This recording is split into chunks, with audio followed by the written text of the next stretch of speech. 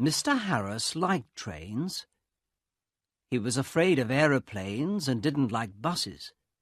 But trains, they were big and noisy and exciting.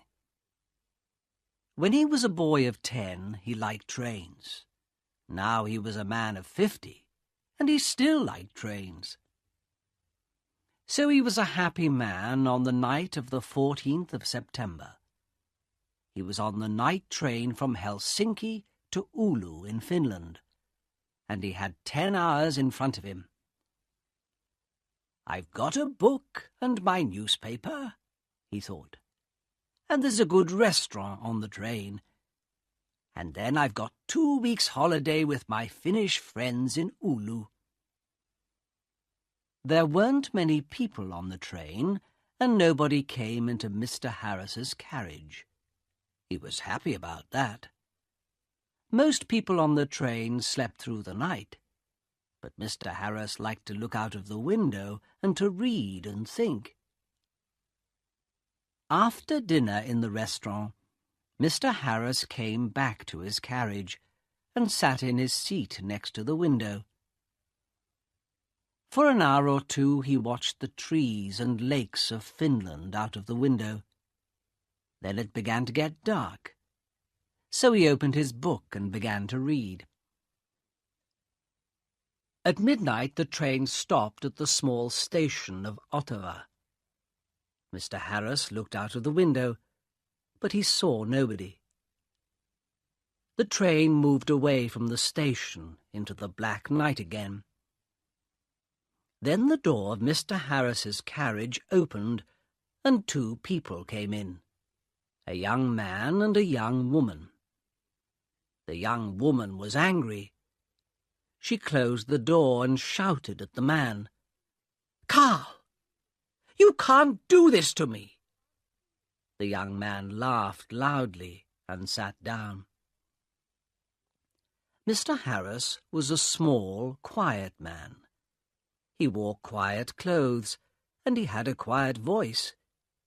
He did not like noisy people and loud voices, so he was not pleased. "Young people are always noisy," he thought. "Why can't they talk quietly?" He put his book down and closed his eyes.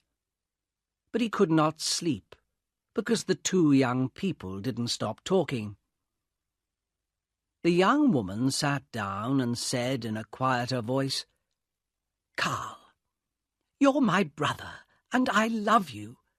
But please listen to me. You can't take my diamond necklace. Give it back to me now, please." Carl smiled. "No, Elena," he said. "I'm going back to Russia soon, and I'm taking your diamonds with me." He took off his hat and put it on the seat. "Elena, listen. You have a rich husband, but I have no money. I have nothing. How can I live without money? You can't give me money, so I need your diamonds, little sister." Mr. Harris looked at the young woman. She was small, with black hair and dark eyes. Her face was white and afraid. Mr. Harris began to feel sorry for Elena. She and her brother didn't look at him once. "Can't they see me?" he thought. "Carl," Elena said. Her voice was very quiet now, and Mr. Harris listened carefully. "You came to dinner at our house tonight, and you went to my room and took my diamond necklace. How could you do that to me? My husband gave the diamonds to me. They were his mother's diamonds before that. He's going to be very, very angry, and I'm afraid of him." Her brother laughed. He put his hand in his pocket, then took it out again and opened it slowly. The diamond necklace in his hand was very beautiful. Mr. Harris stared at it. For a minute or two nobody moved, and it was quiet in the carriage. There was only the noise of the train, and it went quickly on through the dark, cold night. Mr. Harris opened his book again, but he didn't read it. He watched Carl's face, with its hungry eyes and its cold smile. "What beautiful, beautiful diamonds," Carl said. "I can get a lot of money for these." "Give them back to me, Carl," Elena whispered. "My husband's going to kill me. You're my brother. Please help me. Please." Carl laughed again, and Mr. Harris wanted to hit him. "Go home, little sister," Carl said. "I'm not going to give the diamonds back to you. Go home to your angry husband." Suddenly there was a knife in the young woman's hand, a long, bright knife. Mr. Harris watched with his mouth open. He couldn't speak or move. "Give the diamonds back to me," Elena cried, "or I'm going to kill you." Her hand on the knife was white. Carl laughed and laughed. "What a sister," he said. "What a kind, sweet sister. No, they're my diamonds now. Put your knife away, little sister." But the knife in the white hand moved quickly, up, then down. There was a long, terrible cry, and Carl's body fell slowly onto the seat. The colour of the seat began to change to red, and the diamond necklace fell from Carl's hand onto the floor. Elena's face was white. "Oh, no," she whispered. "Carl, come back. Come back. I didn't want to kill you." But Carl didn't answer, and the red blood ran slowly over the floor. Elena put her head in her hands, and again in the carriage there was a long, terrible cry. Mr. Harris's face was white too. He opened his mouth, but he couldn't speak. He stood up and carefully moved to the door. The young woman was quiet now. She didn't move or look up at Mr. Harris. In the corridor, Mr. Harris ran. The guard was at the back of the train, and Mr. Harris got there in half a minute. "Quickly," Mr. Harris said. "Come quickly. An accident. A young woman. Oh, dear. Her brother he's dead." The guard ran with Mr. Harris back to the carriage. Mr. Harris opened the door, and they went inside. There was no dead body of a young man. There was no young woman. No blood. No knife. No diamond necklace. Only Mr. Harris's bags and his hat and coat. The guard looked at Mr. Harris, and Mr. Harris looked at him. "But," Mr. Harris began, "but they were here. I saw them. The young woman, she had a knife, and she killed her brother." "A knife, you say?" the guard asked. "Yes," Mr. Harris said quickly. "A long knife. And her brother took her diamonds, so she—" "Ah, diamonds," the guard said. "Was the young woman's name Elena?" he asked. "Yes, it was," Mr. Harris said. "How do you know that? Do you know her?" "Yes and no," the guard said slowly.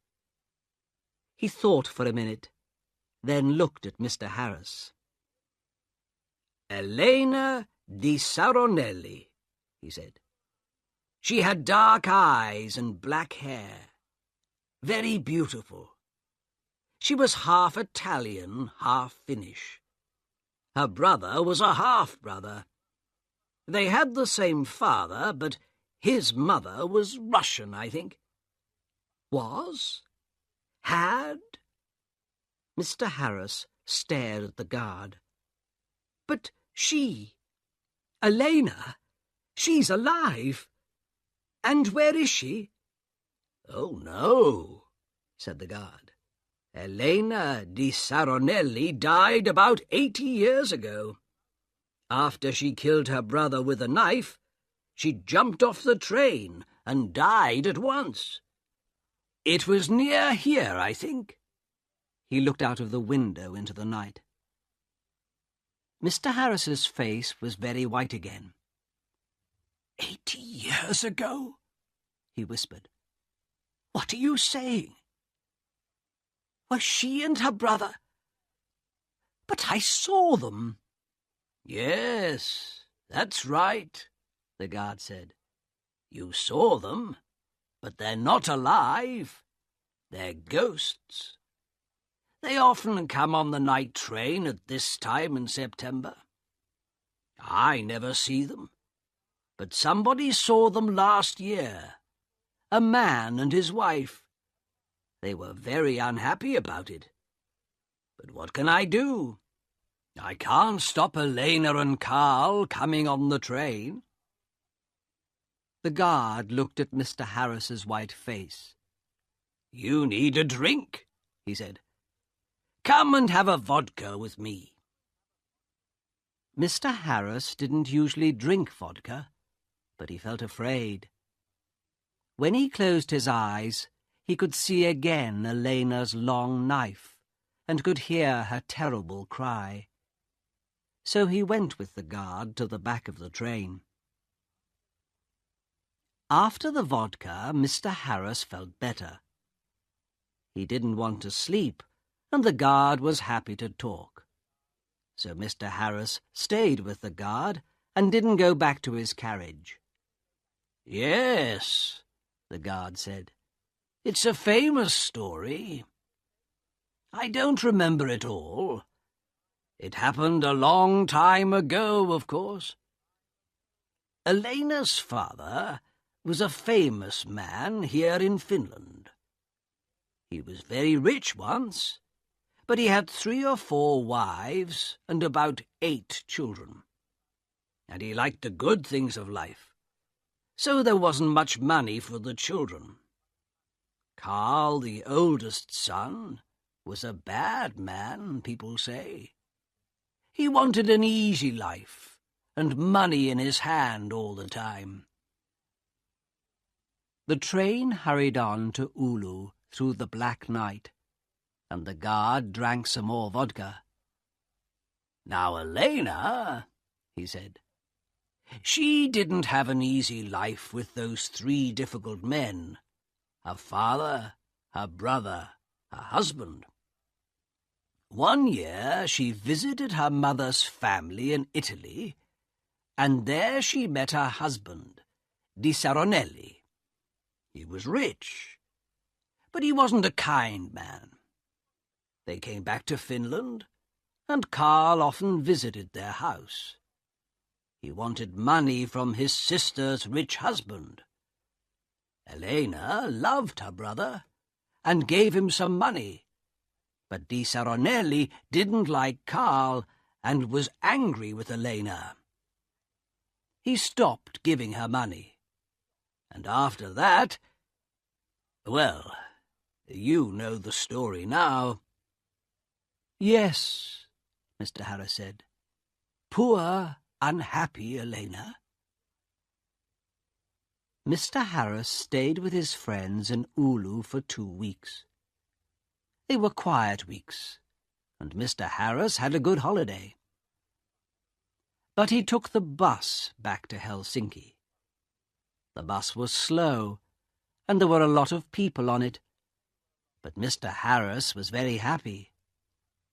He didn't want to take the night train across Finland again.